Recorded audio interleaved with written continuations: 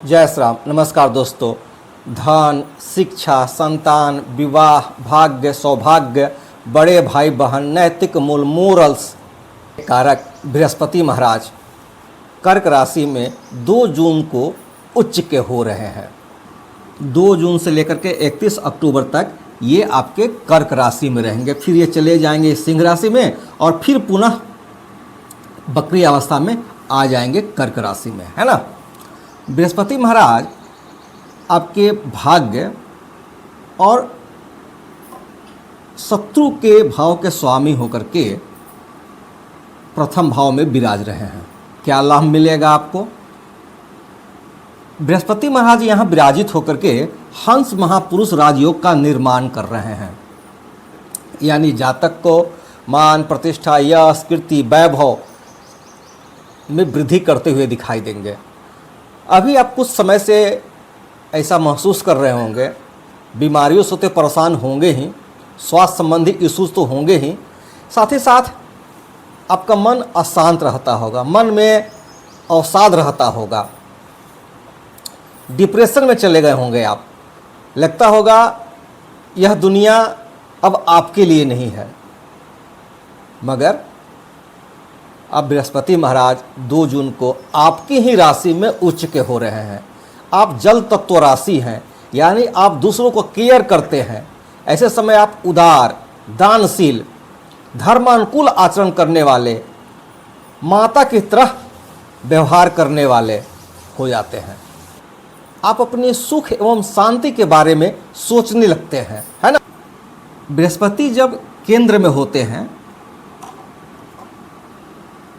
तो ज्योतिष शास्त्र में कहा गया है किम कुर्वन्ति ग्रह सर्वे यस्य केंद्र बृहस्पति।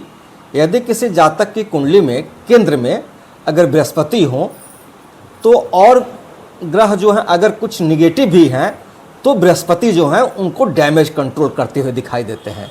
क्यों? क्योंकि बृहस्पति एक सर्वाधिक शुभ ग्रह है। बृहस्पति जो हैं 5 भावों को प्रभावित करते हैं, है ना। 3 इनकी दृष्टियां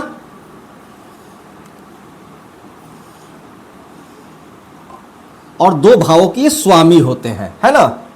2 जून के बाद आप यह महसूस करेंगे आपके लिए गए निर्णय सही साबित होने लगेंगे, आपके व्यूज क्लियर होने लगेंगे, आपका जो खोया हुआ आत्मविश्वास था लौटता हुआ दिखाई देगा, आपके व्यक्तित्व में एक नया आकर्षण दिखने को मिलेगा।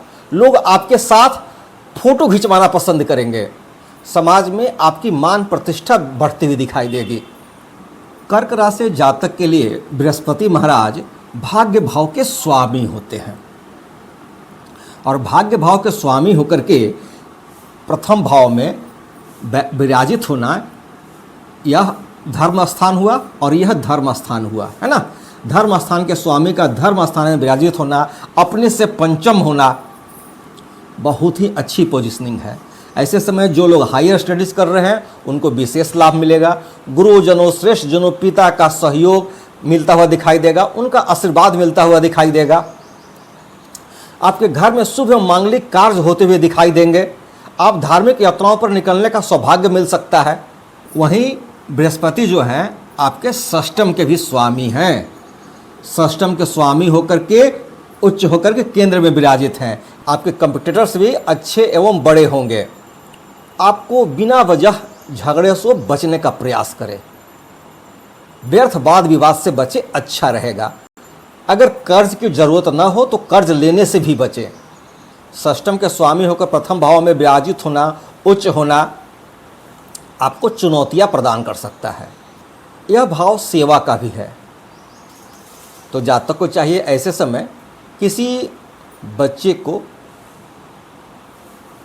पुस्तक खरीद कर दे दें, स्टेशनरी दे दें, बैग दे दें, उसकी स्कूल की फीस भर दें, उसको गाइड करें, आपको विशेष लाभ मिलता हुआ दिखाई देगा।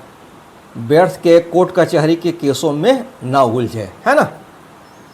2 जून से लेकर के 31 अक्टूबर तक बात करें बृहस्पति की पंचम दृष्टि को, तो पंचम दृष्टि पड़ रही है आपके शिक्षा, संतान, लव अफेयर्स, इन्वेस्टमेंट, सोच के भाव पर, यानी आपकी शिक्षा अच्छी होती हुई दिखाई देगी। आपके संतान के बीच रिलेशंस भी अच्छे होते दिखाई देंगे। अगर आप ऐसे समय संतान चाहते हैं तो संतान प्राप्ति का योग बनता है। IVF के थ्रू गर्भ धारण करने वाला पहला बच्चा जो हुआ था वो कर्क राशि में और बृहस्पति के गोचर के प्रभाव में था, है ना। क्या संयोग है। लव अफेयर्स के लिए भी बोलूँ, यह समय अच्छा है। अगर आपने इन्वेस्टमेंट किया हुआ है तो 2 जून के बाद आपके इन्वेस्टमेंट्स के रिटर्न अच्छे मिलते हुए दिखाई देंगे। आपकी सोच में बदलाव देखने को मिलेगा। आप कुछ ऐसा क्रिएटिविटी करेंगे जिससे आपको आने वाले समय में उससे विशेष लाभ मिलता हुआ दिखाई देगा। बात करें बृहस्पति की सप्तम दृष्टि को, तो सप्तम दृष्टि पड़ रही है आपके सप्तम भाव पर। उच्च के बृहस्पति की सप्तम दृष्टि 10 सितंबर की राशि मकर राशि में नीच हो जाती है। अतः ऐसे समय आपको अपने लाइफ पार्टनर के स्वास्थ्य की चिंता हो सकती है। वैचारिक मतभेद एवं मनभेद देखने को मिल सकते हैं। जिन जातकों का विवाह की बात चल रही है वो हो सकता है किसी बात पर आकर के रुक जाए। कोई अड़चन देखने को मिल सकती है।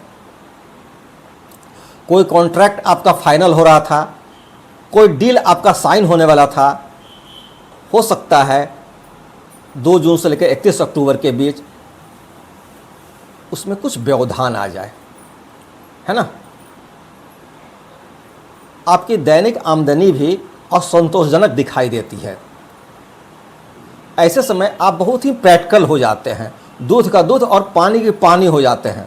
आप रिश्तों में लाभ हानि देखने लगते हैं, है ना। उच्च बृहस्पति की निम्न दृष्टि का यह फल मुझे दिख रहा है ना। थोड़ा सावधान एवं सचेत रहने की जरूरत है। बृहस्पति की नवम दृष्टि पड़ेगी आपके भाग्य भाव पर, है ना। भाग्य आपका चरम पे रहेगा। 2 जून से लेकर 31 अक्टूबर तक कर्क राशि जातकों का भाग्य चरम पे होगा। भाग्यम फत सर्वत्र न विद्या न चौपुरुषम। भाग्य अच्छा फिर कहना ही क्या। हालांकि शनि महाराज यहाँ उपस्थित होकर के आपके कार्यों में डिले कर सकते हैं, मगर डिनाई ये भी नहीं करते हैं। और शनि महाराज विराजित कहाँ हैं? बृहस्पति के ही घर में बैठे हैं और उन पर बृहस्पति की दृष्टि भी है। अतः जो भी कार्य अभी थोड़ा विलंबित हो रहे थे अब वह सही समय पर पूर्ण होते हुए दिखाई देंगे। बृहस्पति की दृष्टि शनि पर अच्छा फल देती है ना। अब यह बात उठता है, क्या इसका लाभ सबको बराबर मिलेगा? यदि किसी जातक की कुंडली में आपके चंद्रमा की स्थिति अच्छी हो, आपके प्रथम भाव में अष्टक वर्ग में पॉइंट्स अच्छे हों, बृहस्पति आपकी लग्न कुंडली में यानी D1 चार्ट में केंद्र में हो, केंद्र त्रिकोण में हो, उच्च के हो, स्वराशि के हो, मित्र के हो, पाप ग्रहों से दृष्ट नहीं हो, पाप कर्तरी में नहीं हो, शुभ ग्रहों से दृष्ट हो, तो आपको इसका पूर्ण लाभ देखने को मिलेगा। वहीं अगर ये नीच राशि में हो, पाप कर्तरी में हो, शुभ ग्रहों से दृष्ट नहीं हो, डिग्री वाइज कमजोर हो, तो इसका लाभ जो है आपको पूर्ण देखने को नहीं मिलेगा। फलस्वरूप फलों की शुभता में भी कमी देखने को मिलेगी, है ना। गुरु इस समय पूर्णवसु नक्षत्र में रहेंगे जो इनकी स्वयं का नक्षत्र है। फिर उसके बाद पुष्य नक्षत्र में जाएंगे जिसके स्वामी शनि महाराज होते हैं। पुष्य नक्षत्र को नक्षत्रों का राजा कहा गया है। इसके बाद ये चले जाएंगे आपके तर्क बुद्धि संचार के कारक बुध के नक्षत्र अश्लेषा नक्षत्र में, है ना। बृहस्पति का नक्षत्रों का जो गोचर है वह भी काफ़ी अच्छा है। 14 जुलाई से 12 अगस्त तक बृहस्पति चले जाएंगे, सूर्य के पास हो जाएंगे, अस्त हो जाएंगे, जिसे ज्योतिष शास्त्र में बृहस्पति का दहन काल कहा जाता है। ऐसे समय कोई भी महत्वपूर्ण निर्णय न ले, कोई भी व्यापारिक सौदा करे सोच समझ के करे, कोई भी व्यक्तिगत एवं व्यापारिक निर्णय लेने से बचने का प्रयास करे। यह समय पूर्व मूल्यांकन का है। पूर्व में किए गए कार्यों की समीक्षा करें, अच्छा रहेगा। कुछ नया सीखने का प्रयास करें। ऐसे समय कोई भी शुभ कार्यों की मनाही होती है ना।